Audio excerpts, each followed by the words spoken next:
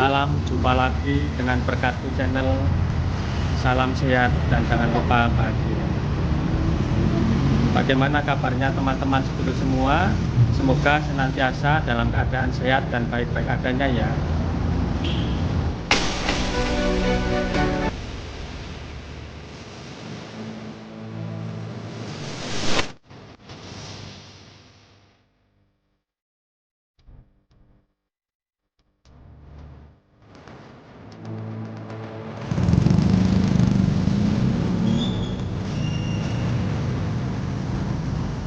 Baik sekalian, yang tidak bisa kami sudah satu persatu, baik dari OPD, lalu dari BPJMM, kemudian juga rekan kerja kami, Bu Ana dari BPN Kulon Progo yang nanti pada saat pelaksanaan tentunya akan bersama-sama dengan tim dari Kambil untuk melaksanakan kegiatan ini. Langsung yang di skema ya. Jadi seperti yang disampaikan tadi, untuk kegiatan pengadaan tanah dari Yogyakarta ke Kulon Progo, kita masuk di tahap persiapan. Tentunya di tahap persiapan ini sudah disampaikan Pak Rido, ada sosialisasi, kemudian ada konsultasi publik, dan ujungnya nanti ada penetapan lokasi. Nah, kami BPN Provinsi Daerah Istimewa Yogyakarta melaksanakan tugas setelah ada penlok atau penetapan lokasi yang disampaikan ke kami dan dimohonkan ke kami untuk dilaksanakan pengadaan tanah. Pelaksanaannya nanti rencananya, karena ini program strategis nasional dan merupakan menurut kami super prioritas begitu disampaikan oleh Ibu Dirjen, untuk tol ini adalah super prioritas. Pelaksanaannya nanti dilaksanakan di level Kambil karena untuk koordinasinya jauh lebih mudah baik ke tingkat kementerian maupun di tingkat kabupaten. Nah, setelah ada penlok, kemudian akan dibentuk tim pelaksana pengadaan tanah yang nanti diketuai oleh Bapak Kakak BPN Provinsi Daerah Istimewa Yogyakarta, dan sekaligus juga nanti menentukan siapa yang menjadi tim sekretariat di pengadaan tanah ini. Pengadaan tanah ini untuk jalan tol sudah ada 3 bagian. Yang pertama untuk Jogja Solo di sisi timur, kemudian di Jogja Solo sisi barat yang nyambung dengan Jogja Bawen, dan nanti di satu desa Tirtoati itu akan nyambung ke Yogyakarta Kulon Progo. Jadi ada satu desa yang merupakan junction untuk 3 lokasi ini. Nah, kenapa tadi di sesi 3 didahulukan, tadi sudah sampaikan bahwa hubungannya dengan Bandara YIA. Nah, pada saat pelaksanaan ada beberapa tahapan yang perlu kami sampaikan, dan ini merupakan rangkaian tahapan keseluruhan yang akan melibatkan seluruh OPD dan termasuk Panendu dan desa. Di sini kelurahan ya, kelurahan Kapanewon, lalu kemudian seluruh OPD yang terkait. Nah, pertama di pelaksanaan ada inventarisasi dan identifikasi seluruh objek yang menjadi objek pengadaan tanah. Yang menjadi objek pengadaan tanah itu ada 3. Yang pertama bidang tanahnya, kemudian yang kedua adalah tanaman atau tanah tumbuhnya, dan yang ketiga bangunannya. Unsur-unsur itu yang akan dimasukkan ke dalam objek pengadaan tanah. Nah, siapa yang melaksanakan identifikasi ini?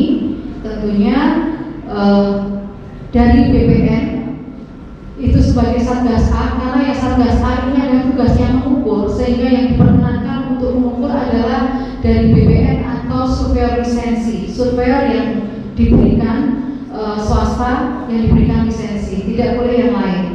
Namun demikian di Satgas A ini ada nanti dari unsur desa, yaitu dari Bapak Ibu Duko yang bertugas di lokasi setempat. Nah, kalau menggunakan peraturan yang lama sebelum PP 19, untuk Pak Duko itu masuk ke dalam Satgas B. Tetapi untuk yang PP 19 bisa masuk ke Satgas A. Namun demikian tugasnya tidak hanya di pengukuran untuk menunjukkan batas, tetapi juga untuk mengkondisikan pemberkasan. Ya, pemberkasan ini adalah kunci. Karena apa? Biasanya orang memberikan KTP runway dan seterusnya itu cukup lama. Nah, pada saat nanti pemberkasannya cepat selesai, ketika berproses nanti akan cepat segera divalidasi dan akan dimasukkan ke pembayaran. Kuncinya adalah pemberkasan. Nah, kemudian untuk Satgas B ini yang bertugas, karena tadi saya katakan ada tanah tunggunya, ada bangunan yang bertugas, kami mohon nanti bantuan dari Dinas Pertanian dan juga dari PU. OPD yang sekarang hadir dari PU wonten nggih. Wonten Pak nanti mau tolong bisa dibantu seperti mungkin kemarin dari BPWSO juga kesempatannya itu tergantung dari tim yang nanti akan dikirimkan ke kami. Dari Dinas Pertanian wonten Bapak? Oh Ibu yang matur nuwun. Jadi nanti akan bergabung ke Satgas B. Nah, hasil dari Satgas A itu adalah peta bidang tanah. Luasnya yang terkenal berapa, bidang tanah itu dibatasi oleh siapa saja, itu yang nanti dimunculkan, termasuk luasnya itu masuk ke peta bidang tanah. Nah, hasil dari Satgas B itu muncul di dalam daftar nominatif. Kedua materi ini nanti akan diumumkan melalui desa atau tempat yang paling cepat warga untuk mengetahui. Pengumuman ini berlaku selama 14 hari kerja, dan pada saat itu masyarakat masih boleh mengajukan keberatan atau sanggahan atau koreksi. Misalnya tanah tunggunya ada 10, mau jadi 10 tapi di sana tercantum 9, berarti kurang 1, masih boleh diajukan.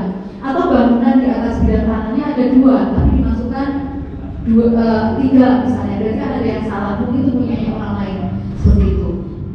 Nah, setelah pengumuman dan diverifikasi kalau ada sanggahan, baru prosesnya adalah penetapan penilai dan penilaian dari tim penilai pertanahan yang istilahnya di kami adalah kantor jasa penilai publik. Penilaian ini bersifat independen dan tidak ada yang boleh mempengaruhi siapapun, termasuk kami. Ini biasanya kami sampaikan ke warga yang pernah dampak, Pak, karena mereka biasanya protes, kok uang saya dapatnya segini, lalu beda dengan yang lain. Nah, itu kita sampaikan juga karena apa?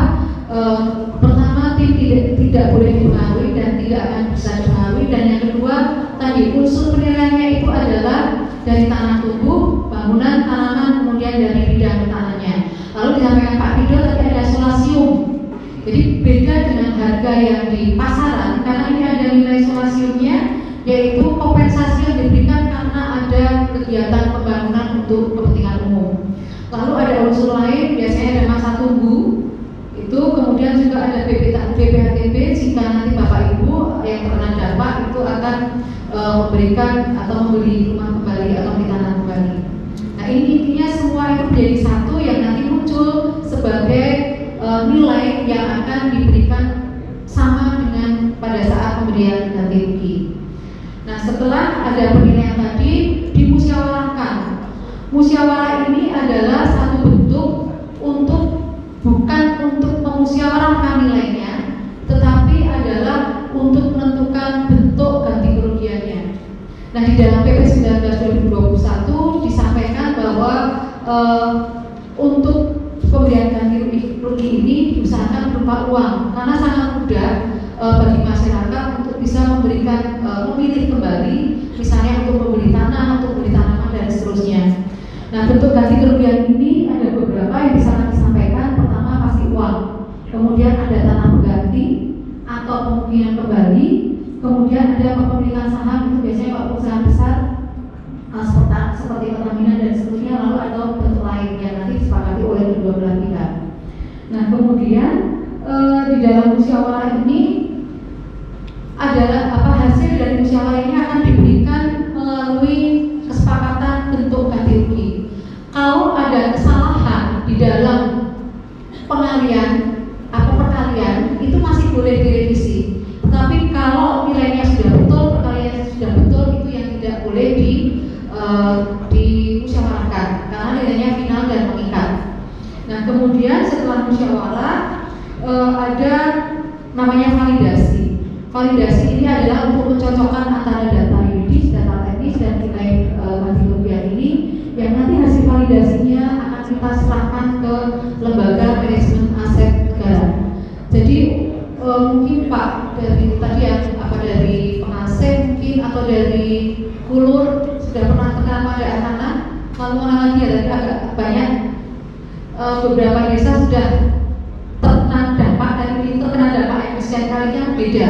Untuk jalan tol ini uangnya tidak tergantung dari tahun anggaran karena melalui EMA, Lembaga Manajemen Aset Nasional. Nah, validasi ini kami kirimkan ke PPK, kemudian kita serahkan ke EMA dan kita menunggu izin dari EMA apakah berkas itu sudah bisa ditindaklanjuti dengan ganti rugi atau tidak.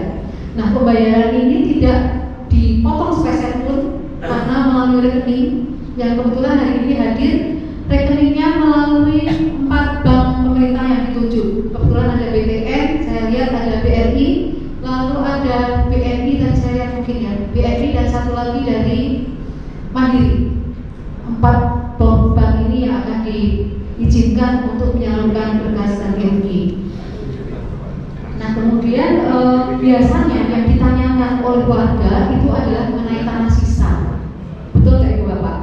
Tanah sisa mau diapakan gitu. Nah, dengan PP 19 tahun 2021 ini untuk tanah sisa yang di bawah 100 meter persegi langsung boleh dimohonkan dan akan diganti rugi.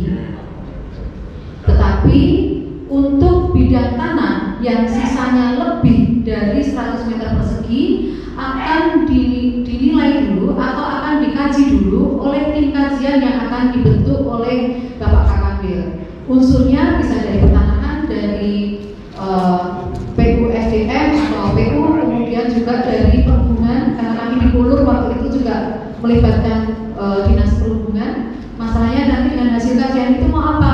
Mau diganti rugi, mau diberikan akses jalan atau bagaimana? Nah, ini biasanya yang ditanyakan warga.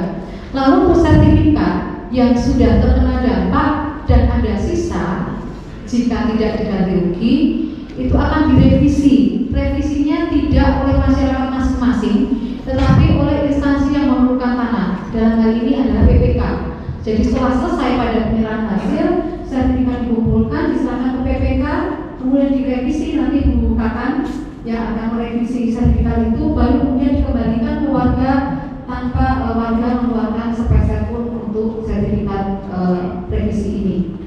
Nah, kemudian Bapak pada saat ini di tahun 2020 ini mulai bulan Oktober seluruh pekerjaan pengadaan tanah dilakukan melalui sistem informasi pengadaan tanah, sehingga ketika nanti seluruh warga, seluruh berkas, kemudian seluruh dokumen akan masuk ke SIPT dan itu akan memudahkan bagi kami dari Dirjen dan bagi Bapak Ibu sekalian dari pemerintah daerah maupun dari OPD kalau ingin melihat data itu masih aman, tidak hanya sekedar dokumen yang bisa jalan.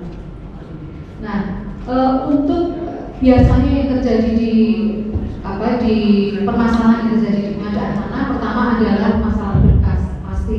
Karena itu tadi saya sampaikan dan mohon bantuan dari seluruh Bapak Ibu sekalian ketika pemberkasan, kalau berkasnya tidak cepat, kami juga tidak cepat untuk memvalidasi dan tidak cepat dibayarkan. Oke. Saya kira itu Bapak sekalian pokok-pokok dari tahapan pengadaan tanah. Tentunya kami dari Kanwil BPN Provinsi Daerah Istimewa Yogyakarta masih menunggu kapan penlog akan diserahkan ke kami dan kami akan memulai kegiatan ini. Setahu saya untuk anggaran sudah siap ya Pak Amin, sudah siap anggarannya, jadi tinggal pelaksanaannya saja. Karena warga selalu bertanya ke kami kapan tol ke bandara itu selesai. Saya kira itu Ibu Bapak sekalian yang bisa kami sampaikan. Mungkin nanti sedikit bisa ditanyakan kalau ada yang perlu ditanyakan. Matur nuwun. Assalamualaikum warahmatullahi wabarakatuh.